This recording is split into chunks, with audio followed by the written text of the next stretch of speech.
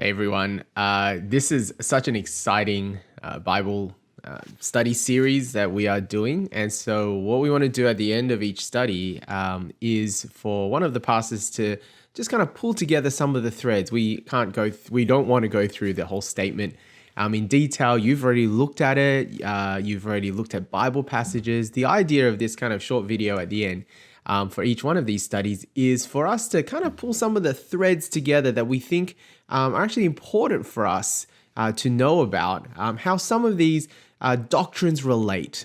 All right, so I get to kick us off with the first one, and it's really about what we believe about God, the doctrine of God. I want to begin by quoting a really important book. It's called Knowing God by J.I. Packer. You see, my copy is so worn out because I've had it for so many years and I've read it a number of times. It's a thick book. It's a difficult book in some ways to read, but it will be good for your soul. This is what Packer says. He says, "There is no peace like the peace of those whose minds are possessed with full assurance that they have known God and that God has known them, and that this relationship guarantees God's favor to them in life, through death, and on forever." When you know God and you're known by God, it is something that absolutely you can put your life on. You can bank your life on. It is no greater assurance and peace. That's what Packer is saying. I wonder if you've experienced that. So let's have a look at the statement again that you've looked at already and that you've looked at Bible passage. It says this: "There is only one God in Trinity, Father, Son, and Holy Spirit. From eternity to eternity, He is the sovereign and loving Creator, Judge, and Redeemer. He alone is to be worshipped and served above all else." All right. There's sort of three parts to that statement. One is about God's oneness and threeness, the Trinity. Then it's about His character and his, in a sense, who He is and what He does. Okay, who He is. He's eternal. He's sovereign. He's loving. What He does, He's Creator, Judge, and Redeemer. That's the second part. And the third part is about the response that this flows out of this, that He is to be worshipped and served above all else. All right. So monotheism, and monotheism means that we serve and worship only one God. Now, I want to kind of explore the idea of how these all integrate together just with one of the points. I don't know if you realize that all of them kind of flow into the nature of God as a creator.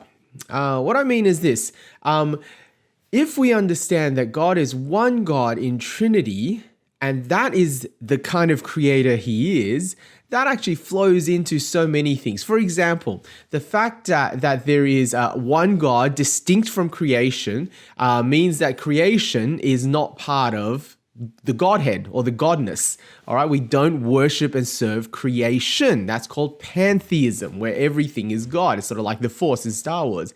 But because He is one God distinct from creation, He alone is to be served, right? And worshipped, distinct from creation. That's the kind of the third part. The other thing to realize is because He is a God in Trinity, and that's the kind of creator He is. I remember that the idea of the Trinity is that God from eternity, though He is one, He is not a singular one. He is not alone. He has been in intimate, personal, Trinitarian relationship within Himself. That means as creator, He didn't need to create anyone or anything before He is loving. Do you know what I mean? Like if God is a solitary one like Allah is in Islam, then you can't say that God has always been loving, because love needs an object of creation. Love needs someone to love in order to be loving. So if God is eternally loving, it's because He is God in Trinity. From eternity to eternity, He's always had intimate, personal, loving relationship with Himself, which means that not only God is love, He has also created a world that reflects that we in the image of God are created at the core of our being, because He is Trinity, to be in loving relationship with Him and with each other. All right, so the Trinitarian understanding of God, that he is the creator who is Trinitarian, that actually gives us an idea of what kind of creation he's created to be. That love is at the core of who he is, and love is at the core of who we are, created in his image. All right, you see how these links are coming together? All right, another quick one. The fact that he is the sovereign and loving creator, right, means that there is something that he's going to do when the creation falls away from him. We're going to look at that in statement number 3 about the fall. But because he is creator and he is loving and he is sovereign, he is the king, then it stands that he is going to judge. All right, he can't leave a broken creation as it is. So he is going to be judged. But because, again, he is sovereign and loving, he's going to be redeemer as well. Yeah? He's going to redeem it. He's not just going to leave it and judge it and condemn it, but because he is sovereign and loving, he's going to work everything to bring creation back into relationship, reconciliation to himself.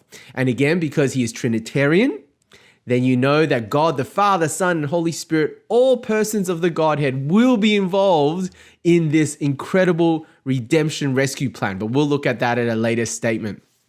Again, finally, of course, he is to be worshipped and served above all else. The knowledge of God and worship of God can't just be intellectual if he is Trinitarian. You got that? Because he is Trinitarian, the love has to be at the heart of knowledge. Not just intellectual knowledge. And as Packer says in knowing God, it's not just knowing about God, it's knowing him personally. That's the goal of knowledge of God. We know him personally and known by him personally. And once again, because he is creator and we are the created, well, he alone is deserving of worship and adoration, and he alone is the one that we live our lives centered around, all right? The end and goal of humanity is to glorify God and to enjoy him forever.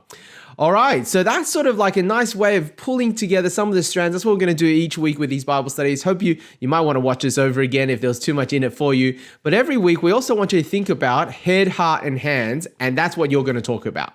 Head, heart, and hands. What are applications from this doctrine that comes in terms of our minds, head?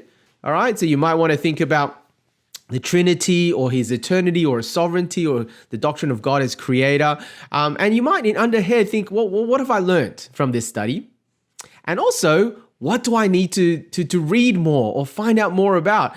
Is there a book? And every week we're going to give you a recommendation list of further reading, but like Knowing God is a good one to start with. Or there are easier ones if you want to go. Like, what do I need to find out more about? That's head. What about heart? What is it in me that is moved to delight more in God? Or in this case, maybe it's his sovereignty that moves us to be more assured, to be more at peace in the circumstances of life. What is it in my heart that God has moved? In my kind of conviction, in my heart, in my emotions, in my feelings, all right, in my love, in what I delight in.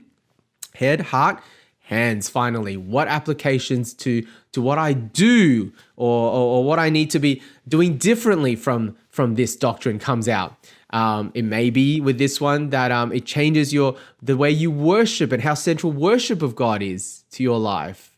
Or that the love that you have for others, well, now has a much deeper grounding in the Trinity, perhaps.